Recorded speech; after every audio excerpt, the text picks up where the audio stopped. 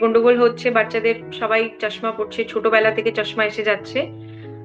Genetic factor ওর মধ্যে খানিকটা থাকে, যদি মা বাবাকে আছে তো বাচ্চাকে আসবে। নাও এটার মধ্যে মা বাবাকে জানা উচিত কি হতাশ হওয়ার দরকার নেই, কি আমাকে চশমা আছে ও বাবা এসেই যাবে তাহলে তো কিছু করার নেই, যে হচ্ছে হোক না। এই বাচ্চাদেরকে please do not give excessive screen time, মানে মোবাইল, ট্যাবলেট, আইপ্যাড, এটা একদম দেওয়া উচিত নয়, উচিতই নয়। টিভি খানিকটা দিতে পারে but restricted time. The second being, রোদে নিয়ে যেতে হবে, বাইরে নিয়ে যেতে হবে, খেলা করার জন্য নিয়ে যেতে হবে। আমাদের বাড়ি যে হয়, রুমস ছোট ছোট থাকে।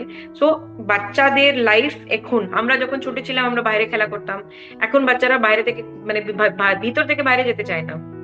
আমাদের যে ফোকাস আছে চোখের, ওটা সব কাছে কাছে কাছে ফোকাস আছে, মোবাইল কাছাকাছি আছে, খেলা কাছাকাছি আছে, মা বাবা কাছাকাছি আছে, দাদু ঠাম্মা কাছে, সব কাছাকাছি চলছে।